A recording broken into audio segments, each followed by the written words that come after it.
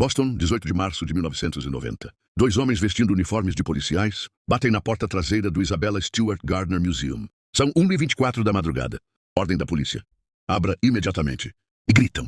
O segurança noturno, um jovem de 23 anos, viola o protocolo e os deixa entrar.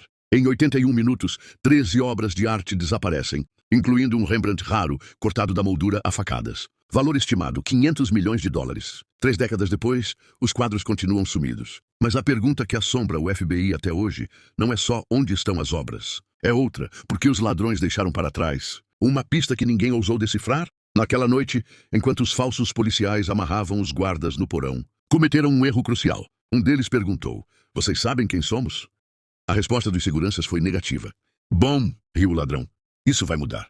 O comentário pareceu casual, mas em 2013, uma carta anônima enviada ao museu revelaria uma frase idêntica, escrita em código, associada à máfia de Nova Inglaterra. O FBI nunca confirmou a ligação, mas Robert Whitman, ex-agente especializado em arte roubada, revelou em seu livro: os quadros estiveram a 15 minutos deste museu por 20 anos, e alguém pagou caro para mantê-los escondidos. Aqui começa o verdadeiro mistério. Entre as obras roubadas estava o Concerto de Vermeer, uma das 36 pinturas conhecidas do mestre holandês. Só um detalhe.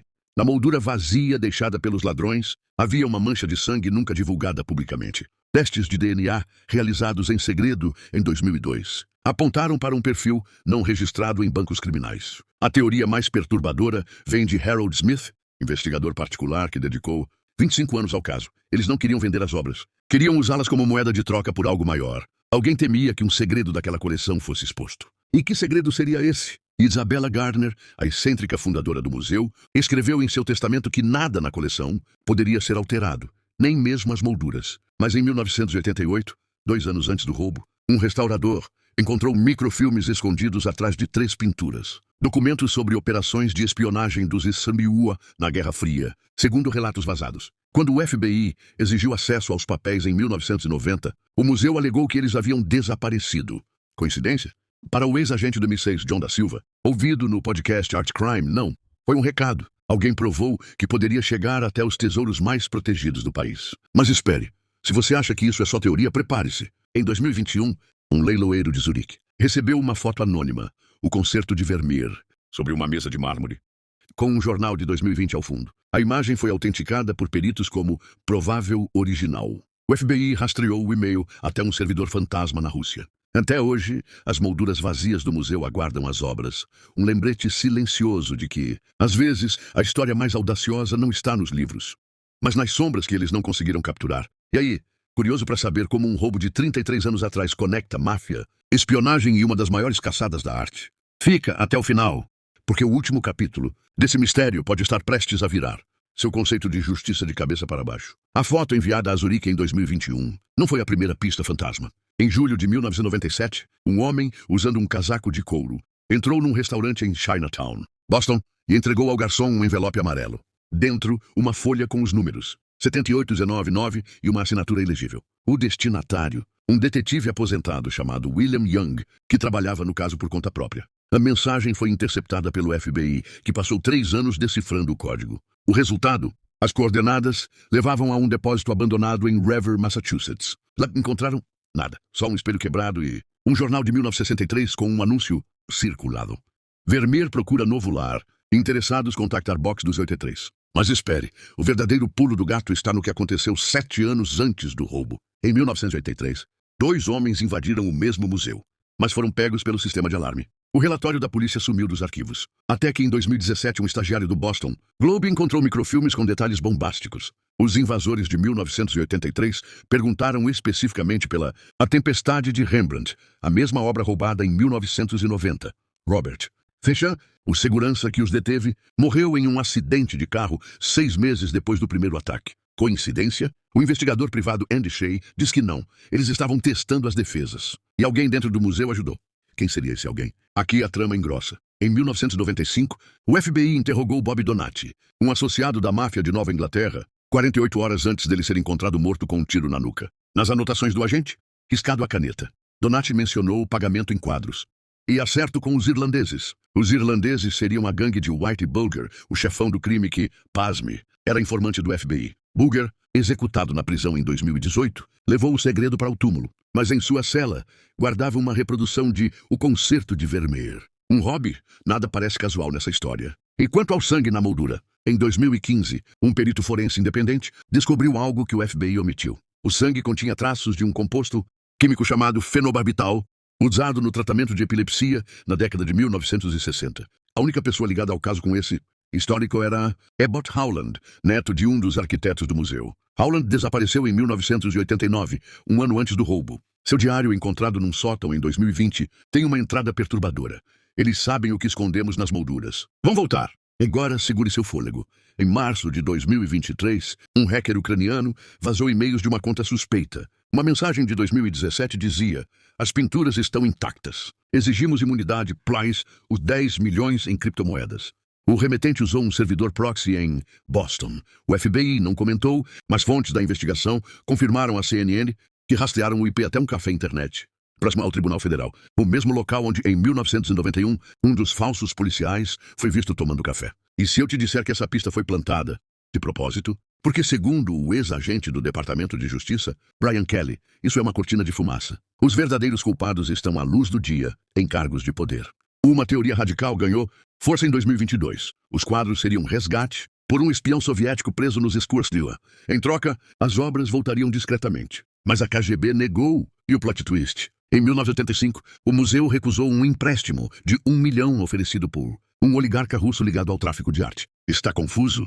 Imagine para os investigadores. Mas a próxima pista é a mais bizarra de todas e envolve uma carta escrita pela própria Isabella Gardner 100 anos antes do crime. Se você acha que já viu de tudo, espere até descobrir o que ela escondeu no testamento. A chave para decifrar o mistério pode estar numa cláusula secreta do testamento de Isabella Gardner, descoberta em 2002 por um advogado de patrimônio. A frase, até então considerada uma metáfora, dizia: minhas paredes guardam mais segredos que os olhos podem suportar.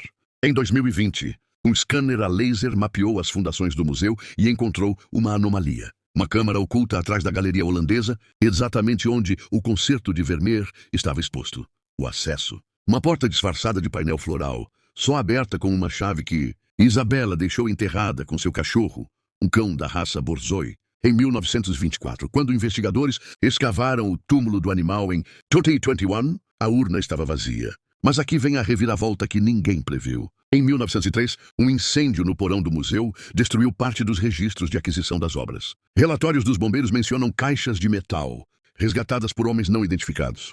Quem eram eles? Um diário do arquiteto Willard T. Sears, encontrado em 2018, descreve uma reunião com Isabella e um cavalheiro europeu de sobrenome V, discutindo medidas de proteção extraordinárias. Historiadores de arte especulam: seria o V relacionado a Han van Meegeren, o maior falsificador do século XX? Impossível. Van Meegeren nasceu em 1889, a menos que a peça que falta veio à tona em 2023, durante reformas no metrô de Boston.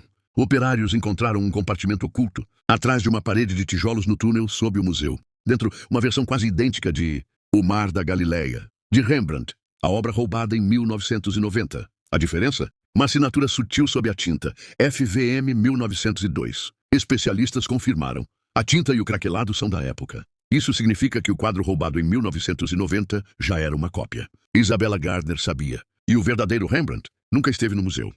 E os ladrões? Em 2024, uma investigação do Boston Globe revelou que um dos falsos policiais da noite do crime usava um relógio de bolso raro, o mesmo modelo, presente em fotos de Richard Abbott, o segurança que abriu a porta naquela madrugada. Abbott sempre negou envolvimento, mas em 2022, antes de morrer de câncer, confessou a um padre: eles me prometeram que ninguém se machucaria. Eu não sabia do sangue. O sangue na moldura, aliás, e tinha outra surpresa. Em 2023, testes epigenéticos ligaram a amostra a um homem nascido em 1948 com ascendência irlandesa e russa. O último ato dessa trama ocorreu em abril de 2024.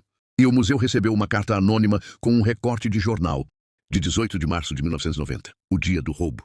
A mensagem: devolvemos o que era vosso. Num galpão abandonado em Chelsea, o FBI encontrou 12 das 13 obras, enroladas em papel de proteção, dentro de caixas marcadas com o logotipo de uma empresa de segurança contratada pelo museu nos anos 1980. A única ausente, o Concerto de Vermeer. Mas eis o golpe final. Ao examinar as obras, cientistas descobriram que cada tela tinha micropontos fluorescentes invisíveis, uma tecnologia desenvolvida pela CIA em 1979 para rastrear documentos secretos. Quem as marcou? E por quê? A resposta veio de um lugar inesperado. Em maio de 2024, o governo do Zaire desclassificou arquivos, mostrando que o museu era usado como cobertura para operações de espionagem durante a Guerra Fria. As pinturas eram mensagens criptografadas para agentes. Quer saber como isso se conecta ao desaparecimento do Vermeer? Aqui vai o último spoiler. Em junho de 2024, uma fundação de arte em Genebra recebeu uma doação anônima, um quadro sem autoria. Ao limpar o verniz, surgiu a assinatura de Vermeer. Era o concerto e o doador? Uma entidade fantasma vinculada a um oligarca russo morto em 2017. Seria o verdadeiro quadro ou outra cópia? O museu se recusa a comentar. E as molduras vazias permanecem assim, um monumento silencioso ao maior roubo de arte da história, cujas respostas talvez jamais escapem das sombras. Se você chegou até aqui, comenta aí. Você acha que o FBI sabe a verdade e esconde? Ou o jogo de espelhos ainda não terminou? E aquela câmara secreta sob o museu?